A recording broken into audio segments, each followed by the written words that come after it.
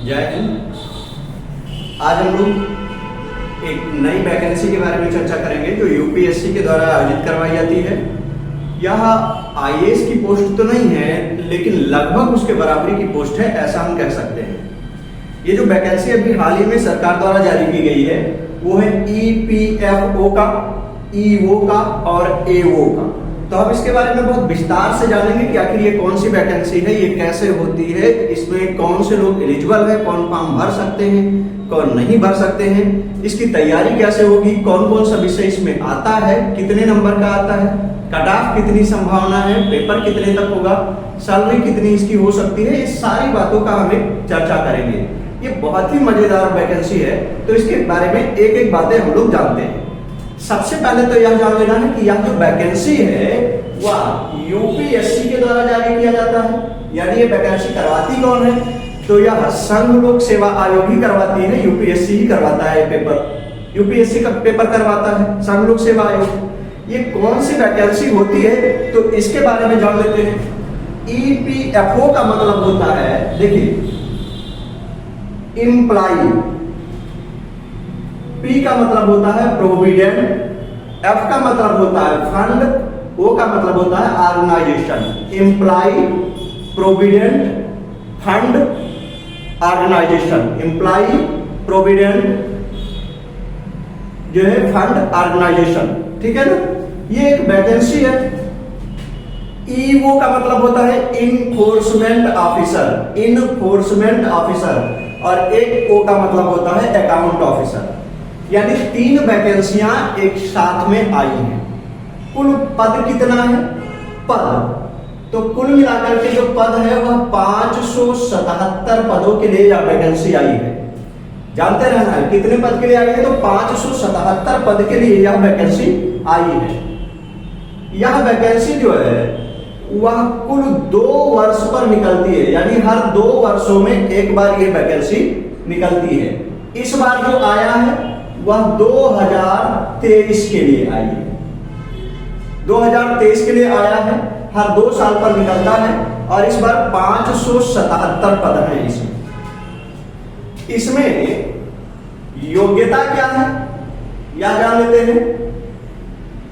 तो योग्यता के लिए बड़ा सामान्य सा पैमाना है कि 21 वर्ष उम्र मांग रखा है इसने। जो 21 वर्ष से ऊपर के लोग होंगे वो लोग फॉर्म डालेंगे। इसके अलावा ये साधारण रूप से कह रहा है कि स्नातक होना चाहिए। क्या होना चाहिए? स्नातक होना चाहिए। इसके अलावा यदि आप परास्नातक हैं तो और अच्छी बात है। स्नातक और परास्नातक मांग रखा है इसने। तो यह जान लेते हैं कि इसमें योग्यता जो है वह 21 वर्ष उम्र होना चाहिए, स्नातक अथवा परास्नातक आपका होना चाहिए। मेरिट तो कुछ डिसाइड नहीं किया गया है कि आपका मेरिट कितना होना चाहिए, फिर भी यह मान के चलिए कि ग्रेजुएशन में लगभग 55% मार्क आपका होना चाहिए। ग्रेजुएशन में लगभग आपका 55% मार्क होना चाहिए, तो आप इस वैकेंसी में फॉर्म डाल सकते हैं। वैकेंसी मजेदार बहुत है, तो बार बार जब हम कहते हैं कि आखिर मजेदार बहुत है तो इसके पीछे आशय क्या है मजेदार होने का। यह जो पद है यूपीएससी के समतुल्य पद है, क्योंकि उसी के द्वारा यह करवाया जाता है। हर 2 सालों पर यह करवाया जाएगा। इसमें पेपर की बात कर लें तो पेपर केवल एक ही पेपर होता है। इसमें एक पेपर होगा और यह कैसे होगा? बहुविकल्पीय होगा। जैसा कि पेपर करवाया जाता है तो यह बहुविकल्पीय पेपर होगा। और दूसरा इसमें इंटरव्यू होगा। दूसरा क्या होगा? इसमें इंटरव्यू होगा। पेपर इसमें 300 नंबर का होगा, 300 मार्क का पेपर होगा। और इंटरव्यू इसमें 100 नंबर का होगा। यह जो पेपर होगा इसमें कुल 120 क्वेश्चन आते हैं। क्वेश्चन कितने आते हैं? 120। एक एक बातें समझ लीजिए और फिर देखिए। यदि किसी व्यक्ति की 21 साल उम्र है, उसने ग्रेजुएशन पोस्ट ग्रेजुएशन कर रखा है, 55% मार्क है, तो वह फॉर्म डालेगा। केवल एक ही पेपर है। यूपीएससी में मेंस होता है, इसमें मेंस नहीं होना है। केवल एक बहुविकल्पीय पेपर आपको देना है। 120 क्वेश्चन रहेंगे और हर क्वेश्चन आपका 2.5 मार्क का होगा। 2.5 नंबर का एक पेपर, एक क्वेश्चन आपका होगा इस तरह से 120 क्वेश्चन रहेंगे और 300 नंबर का जो है ये पेपर आपका होता है। 100 नंबर का आपका इंटरव्यू होता है। यदि आपने पेपर बढ़िया बना रखा है तो इंटरव्यू में कोई दिक्कत नहीं है, इंटरव्यू तो आप क्वालिफाई कर लेंगे। इंटरव्यू में यदि आप 50 नंबर भी पा सकते हैं। पिछली बार की यदि हम बात करते हैं तो इंटरव्यू में 48 नंबर जो बच्चा पाया था वह टॉपर बना था इसका, ठीक है ना। तो इस तरह से यह आपको ध्यान में रखना है। इंटरव्यू बहुत आपके मायने नहीं है, इंटरव्यू आप पास हो ही जाएंगे। पेपर में आपको अच्छा करना है, 120 क्वेश्चन आपको हल करने हैं। और टाइम की बात करें तो 2 घंटे आपको टाइम मिलना है, यानी 2 घंटे में 120 क्वेश्चन आपको कर लेना है। तो बढ़िया है। अब जान लेते हैं कि पेपर में आएगा क्या क्या, यानी कि सब्जेक्ट के बारे में बात कर लेते हैं कि कौन कौन सा सब्जेक्ट इसमें आता है। तो इसमें जो कुछ सब्जेक्ट हैं मैं उनके बारे में बता दे रहा हूं और साथ में उनके लिए बुक्स का भी सुझाव दे रहा हूं। तो सबसे पहले इसमें यह जान लीजिए कि ना तो प्राचीन इतिहास पूछा जाएगा, ना मध्यकालीन इतिहास पूछा जाएगा। पूछा क्या जाएगा? आधुनिक इतिहास पूछा जाता है। आधुनिक इतिहास इसमें पूछा जाता है और आधुनिक इतिहास में भी जो आपको पढ़ना है वह 18वीं सदी के बाद का पढ़िए। 18वीं शताब्दी के बाद का पढ़ लीजिए तो वो ठीक है। इसने जो कह रखा है कि हम कहां से पूछेंगे, तो ये कह रहा है कि हम भारतीय राष्ट्रीय आंदोलन से पूछेंगे। भारतीय राष्ट्रीय आंदोलन, यानी इतिहास में सिर्फ आपको इतना ही पढ़ना है, भारतीय राष्ट्रीय आंदोलन जो है सिर्फ वही आपको पढ़ना है, ठीक है ना। कांग्रेस की स्थापना और यही सब आपको आगे पढ़ लेना है आजादी तक के लिए। आधुनिक इतिहास को तैयार करना है। तो एक तो यूपीएससी की अपेक्षा यही बात अच्छी हो गई कि इसमें जो है प्राचीन काल और मध्यकाल नहीं पूछा जाना है, केवल आधुनिक इतिहास पूछा जाना है। दूसरी बात, इसमें भूगोल नहीं पूछा जाना है। एक आध प्रश्न आ जाए तो अलग की बात है, नहीं तो इसमें भूगोल के प्रश्न नहीं आएंगे, क्योंकि इसने अपना सिलेबस जो है वह भूगोल के लिए नहीं दिखाया है, यानी भूगोल इसके सिलेबस में नहीं है, तो वहां से नहीं पूछा जाएगा। अब दूसरी बात यहां पर भारतीय राज्य व्यवस्था का है।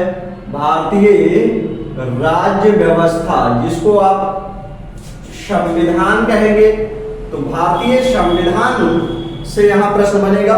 और यह भी याद रखना है, भारतीय संविधान के कुछ टॉपिक ऐसे हैं जो इसके लिए बहुत महत्वपूर्ण हैं, जैसे कि मौलिक अधिकार है, जैसे कि नीति निदेशक तत्व है। तो नीति निदेशक तत्व, मौलिक अधिकार, यहां से इसमें अधिकतर प्रश्न पूछे गए हैं। भाग 5 है जो संघीय न्यायपालिका, वहां से प्रश्न पूछे जाते रहते हैं। बाकी पीछे बहुत कम ही आता है, तो आप इस पर थोड़ा सा अगर कोशिश करते हैं, आप एक नियमित विद्यार्थी अगर हैं, तो मेरा मानना है कि इनके प्रश्न आप आसानी से कर ले जाएंगे। एक बात और याद रखना है कि इनके जो प्रश्न होंगे वे मिडिल ऑर्डर के होते हैं, यानी ना तो आईएएस की तरह कठिन होते हैं और ना ही वनडे एग्जाम की तरह आसान होते हैं, बल्कि बीच लेवल के होते हैं, यानी ना बहुत कठिन होते हैं ना बहुत आसान होते हैं। यदि आपको सामान्य समझ ही है तो आप इनके प्रश्न को कर पाएंगे। तो 2 ये हो जाते हैं। इसके बाद में इसमें रीजनिंग आनी है, रीजनिंग आता है इसमें। इसके अलावा इसमें मैथ आता है, रीजनिंग और मैथ इसमें आते हैं। ये मान लीजिए कि रीजनिंग और मैथ मिला करके लगभग आपको 30 से 40 क्वेश्चन देखने को मिल जाएगा। रीजनिंग और मैथ मिला करके लगभग आपको 30 से 40 प्रश्न देखने को मिलेंगे। तो यदि आप वनडे की तैयारी अभी तक कर रहे थे और तो जाहिर सी बात है आपका रीजनिंग और मैथ अच्छा होगा, आपने थोड़ा बहुत इतिहास भी पढ़ा होगा, पॉलिटिकल साइंस पॉलिटी आपने थोड़ा बहुत पढ़ा ही होगा, तो आपके इतने तक बेस ठीक है। इसके अलावा इसमें साइंस पूछा जाना है। साइंस के साथ इसने क्या रखा है कि यह कंप्यूटर जरूर पूछेगा। तो साइंस और कंप्यूटर अभी मैं बता रहा हूं कि क्या पूछा जाएगा, इसके बाद मैं आपको बताऊंगा कि कहां से आप पढ़ेंगे तो आपको एक अच्छा रिजल्ट मिलेगा। तो साइंस और कंप्यूटर भी पूछा जाना है। साइंस को लेकर के बहुत नहीं परेशान होना है, सामान्य लेवल का, जैसे बाकी परीक्षाओं में साइंस पूछा जाता है, कंप्यूटर पूछे जाते हैं, वैसे ही इसमें भी पूछा जाना है साइंस और कंप्यूटर, तो बहुत ज्यादा नहीं लेना है इसको। इसके बाद में इसमें अर्थव्यवस्था पूछा जाएगा। याद रखिए, अर्थशास्त्र नहीं पूछा जाएगा, अर्थव्यवस्था पूछा जाएगा। जैसे बाकी परीक्षाओं के लिए आप पढ़ते हैं, इसमें भी आपको पढ़ना है। इकोनॉमिक्स के लिए इकोनॉमी पढ़ लेना है आपको, अर्थव्यवस्था। इसके अलावा इसमें आपको करंट अफेयर पढ़ना है। जैसे बाकी पेपर्स के लिए आप करंट अफेयर पढ़ते हैं, वैसे इसमें भी पढ़ना है आपको करंट अफेयर। और करंट अफेयर के प्रश्न भी बहुत नॉर्मल होते हैं, यानी कि आईएएस पीसीएस की तरह बहुत कठिन स्तर के नहीं होते, वनडे एग्जाम की तरह बहुत आसान लेवल के नहीं होते, बस बीच के लेवल के होते हैं। यानी कि जैसे मैं एक बात बोल दूं, जैसे कहा गया कि जो है रोजर फेडरर किस देश के खिलाड़ी हैं, तो इसी तरह के इसमें प्रश्न बनने हैं करंट अफेयर से, यानी नॉर्मली आप कर लेंगे, कोई दिक्कत नहीं है। हम अभी बता रहे हैं कि कौन कौन सी किताबें आप प्रेफर करें तो आपका अच्छा होगा। तो एक तो ये, अब यहां से आपको थोड़ा सा ध्यान देना है कि इसमें कुछ दो टॉपिक और, एक है औद्योगिक संबंध, औद्योगिक संबंध तथा श्रम कानून, औद्योगिक संबंध तथा श्रम कानून, ये लगभग 20 नंबर का आता है। यदि आपने बीकॉम कर रखा है या कॉमर्स से आप हैं तो फिर ये 20 नंबर आपके लिए और भी आसान है। यही बेसिकली आपका अलग है और इसी की वजह से अधिकांश विद्यार्थी इसमें फॉर्म नहीं भर पाते। फॉर्म इसलिए भी नहीं भर पाते क्योंकि इसकी किताबें सामान्य बाजार में उपलब्ध नहीं है। जो लोग कॉमर्स नहीं कर रखे हैं वे इनसे दूर भागते हैं और इसीलिए इस फॉर्म को सब लोग नहीं भरते। तो एक बार आप देख लीजिए, आधुनिक इतिहास 18वीं शताब्दी से आपको पढ़ना है। भारतीय राष्ट्रीय आंदोलन के परिप्रेक्ष्य में केवल भारतीय राज्य व्यवस्था यानी कि संविधान जैसे आप पढ़ते हैं पढ़ना है। रीजनिंग और मैथ जो 30-40 क्वेश्चन पूछ ही जाते हैं, साइंस और कंप्यूटर, इसके अलावा अर्थव्यवस्था, इसके अलावा करंट अफेयर और इसके अलावा औद्योगिक संबंध तथा श्रम कानून जो 20 नंबर का पूछा जाना है, 20 क्वेश्चन पूछे जाने हैं। यही इतना आपका सिलेबस है और यह 8 टॉपिक 120 क्वेश्चन बना करके और 300 नंबर का आता है। ठीक है ना। अब इससे पहले कि हम यह जाने कि किसके लिए कौन सी किताब पढ़ेंगे, हम थोड़ा सा पिछली वैकेंसी जो इसकी हुई 2021 के लिए उस पे एक नजर डाल लें तो आपको थोड़ा सा गंभीरता इसकी पता चल जाएगी। पिछली बार जो है 2021 के लिए इसमें जो पोस्ट था कुल मिलाकर के 421 पद आया था। 421 पोस्ट केवल आए थे, 421 पद, और लगभग 5 लाख बच्चों ने फॉर्म भरा था। लगभग 5 लाख बच्चों ने इसके लिए फॉर्म भरा था। अब पिछली मेरिट को अगर हम जान लें तो जनरल या अनरिजर्व कैटेगरी की जो मेरिट थी केवल इस 320 का बताएंगे हम, यानी ये जो पेपर है इसके जो 300 नंबर होने हैं 120 क्वेश्चन का, उसके लिए इंटरव्यू को छोड़ दें तो जनरल के लिए लगभग 187.5 गई थी मेरिट, लगभग 187.5। इसके अलावा बाकी सबका नीचे ही था, वो भी इसी का देखेंगे तो 182 गया था। ऐसे ही यानी कि सबसे हाईएस्ट जो मेरिट जनरल की थी वो 187 गई थी, और जो विकलांग वर्ग के लिए था वह 154 गया था। ये इसकी अधिकतम मेरिट होती है। यानी कि अगर हम कहें तो लगभग 76 क्वेश्चन तक मेरिट गई थी, यानी 120 में 76 क्वेश्चन जनरल कैटेगरी के लिए लगभग था। 76 से 77 क्वेश्चन लगभग जनरल कैटेगरी के बच्चों के लिए था। इस बार 577 पद के लिए वैकेंसी आई है, 577 पद के लिए वैकेंसी आई है। मान लेते हैं कि लगभग एवरेज यही रहेगा, तो जो भी बच्चा लगभग 80 क्वेश्चन कर लेगा, 120 में से 80 क्वेश्चन आपको ठीक ठीक करने हैं इसमें आपको सेलेक्ट होने के लिए, इंटरव्यू में जाने के लिए। अगर आप इसमें 80 क्वेश्चन कर लेते हैं, ये मैक्सिमम है। याद रखिए किसी भी वैकेंसी में मेरिट जो होती है वह 2-4 बच्चों को देख के नहीं बनती। मैक्सिमम अगर आप 80 क्वेश्चन कर लेते हैं तो आप इंटरव्यू के लिए क्वालिफाई हो जाएंगे, और इंटरव्यू में आपको 40-50 नंबर मिल ही जाएगा 100 में से, तो आप आराम से निकल जाएंगे। अब बुक्स देख लेते हैं कि किसके लिए क्या पढ़ेंगे तो हो जाएगा। तो आधुनिक इतिहास जो है 18वीं शताब्दी से आगे का आपको पढ़ना है। इसके लिए यदि आपके पास में एस.के. पांडे की बुक है, एस.के. पांडे की बुक है तो आप उसको पढ़ सकते हैं। बिपिन चंद्रा कुछ लोग प्रेफर करते हैं, अगर बिपिन चंद्रा की बुक है आपके पास तो बिपिन चंद्रा भी ठीक है, और नहीं तो फिर आपके पास स्पेक्ट्रम अगर है तो स्पेक्ट्रम की बुक आप पढ़ लेंगे तो यह बहुत पर्याप्त होगा। यानी भारतीय राष्ट्रीय आंदोलन के लिए आप एस.के. पांडे की बुक अगर है तो वो पढ़ लेना, कोई एक किताबें पढ़ लेनी है। बिपिन चंद्रा की किताब है तो वो आप पढ़ सकते हैं, या फिर स्पेक्ट्रम है तो बेस्ट है। मेरे हिसाब से पूछा जाए कि सर आपको अगर पढ़ना हो तो मैं स्पेक्ट्रम को प्रेफर करूंगा इस टॉपिक के लिए। भारतीय राष्ट्रीय आंदोलन के लिए अगर हमको पढ़ना है तो हम स्पेक्ट्रम को पढ़ेंगे, ये ठीक है ना। तो यह हम यहां से ले सकते हैं। भारतीय राज्य व्यवस्था या भारतीय संविधान की बात करेंगे तो भारतीय राज्य व्यवस्था या भारतीय संविधान जो है वह आपको वही जो लक्ष्मीकांत की बुक है, लक्ष्मीकांत से पढ़ना है। इसके अलावा हमारे YouTube चैनल पे जो पॉलिटी के वीडियो पड़े हुए हैं वे सबसे ज्यादा मददगार होंगे, क्योंकि आप पूरे बुक्स को पढ़ने में आपको टाइम लगेगा, लेकिन जो वीडियो पड़े हुए हैं वो एक निष्कर्ष के रूप में पड़े हुए हैं। यदि आप उनको बार बार देखते हैं, नोट्स बना लेते हैं तो वो आपके लिए सबसे अच्छा रहेगा। मैंने बाय स्टेप शुरू से लास्ट तक पॉलिटी की क्लास ले रखी है, आगे भी जो अभी नहीं कंप्लीट हो पाए हुए लेंगे। तो फिर आप लक्ष्मीकांत की बुक से पढ़ सकते हैं। इसके अलावा आप विभिन्न वीडियो को देख करके भी अपना नोट्स कंप्लीट कर सकते हैं, कोई दिक्कत नहीं। रीजनिंग और मैथ, तो रीजनिंग के लिए आप एस.के. झा की जो बुक है, एस.के. झा की, उसको आप ले सकते हैं। मैथ्स के लिए वही आर.एस. अग्रवाल ठीक है, आर.एस. अग्रवाल की बुक से आप पढ़ सकते हैं। और आर.एस. अग्रवाल से अधिकतर कंपटीशन में पूछे जाते हैं प्रश्न, और इसमें भी आर.एस. अग्रवाल ठीक है। साइंस और कंप्यूटर की बात करेंगे तो साइंस और कंप्यूटर के लिए यदि आपको पढ़ना है तो आप लूसेंट पढ़ लीजिए, वही ठीक है। लूसेंट की बुक से आप तैयारी कर डालिए, एक बार देख लीजिए लूसेंट की। जैसे आप बाकी परीक्षा के लिए देखते हैं वैसे ही लूसेंट आप इसमें पढ़ लेंगे साइंस के लिए और कंप्यूटर के लिए, तो ठीक है।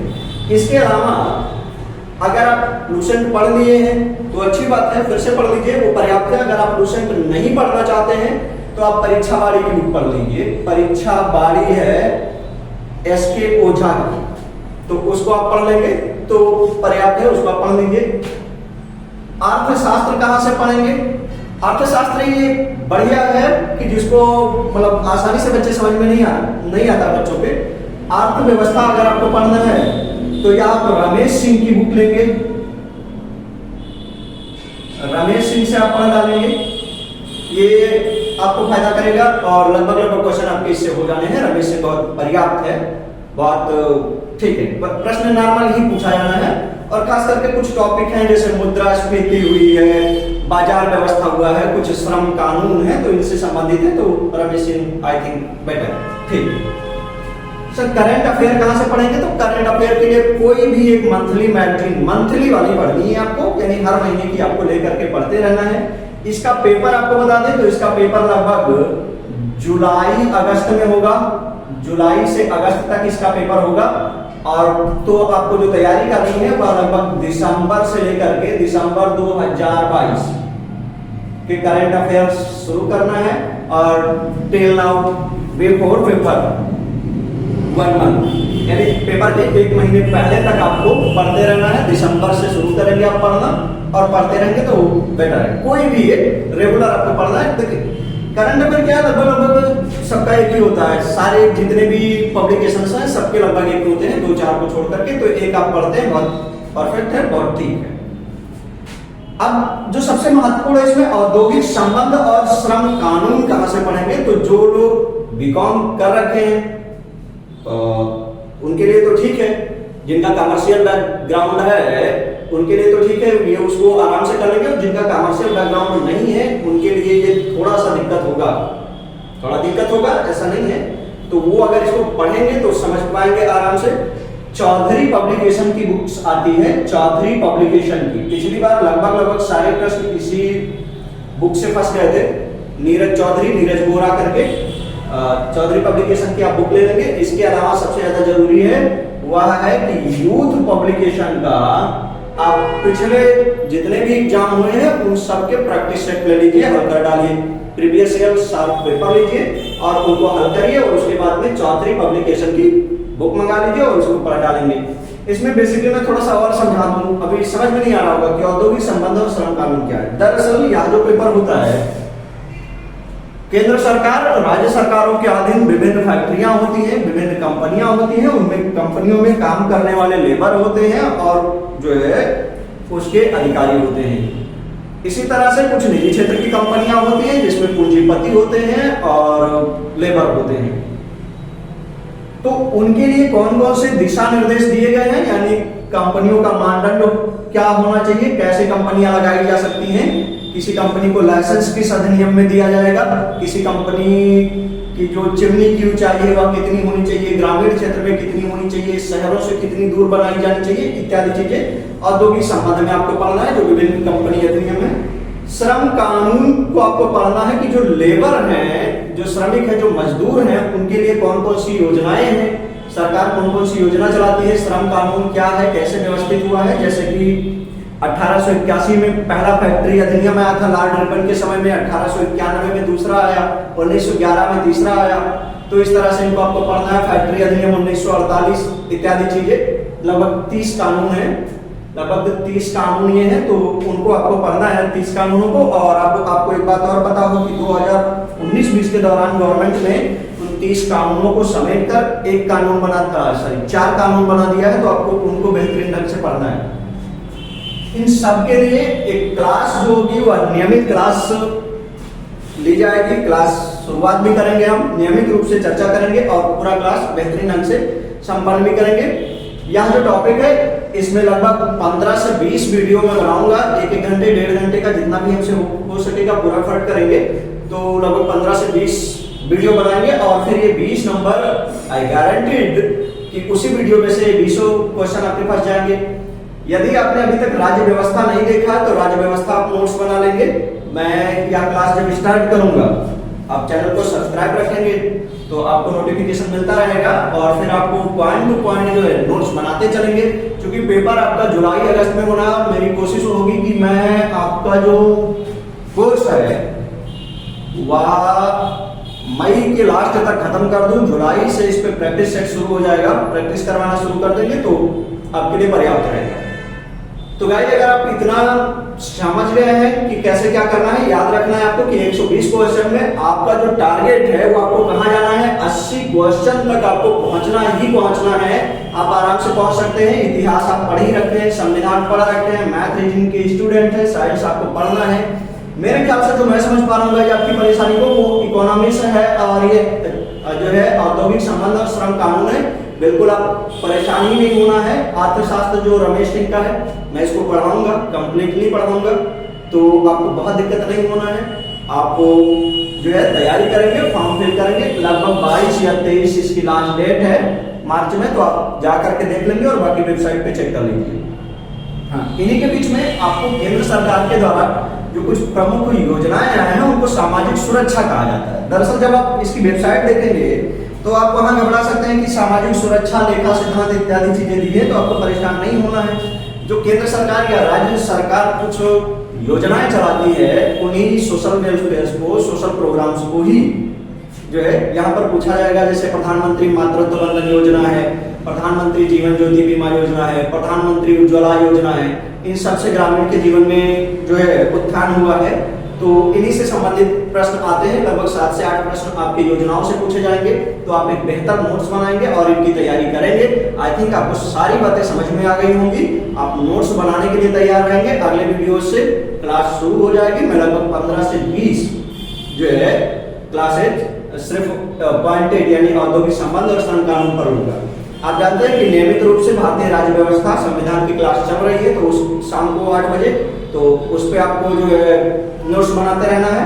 और फिर अब दूसरा जो सुबह के समय क्लास स्टार्ट करेंगे वो औद्योगिक संबंध और श्रम कानून का होगा। तो आपके समझ में इतनी बातें आ गई होंगी। आप जाकर के फॉर्म फिल करेंगे। फिर यदि आपको अभी भी कोई परेशानी है, आपको समझ में नहीं आया है, तो आप कमेंट बॉक्स में जा करके हमसे उसको समझ लेंगे। जय हिंद।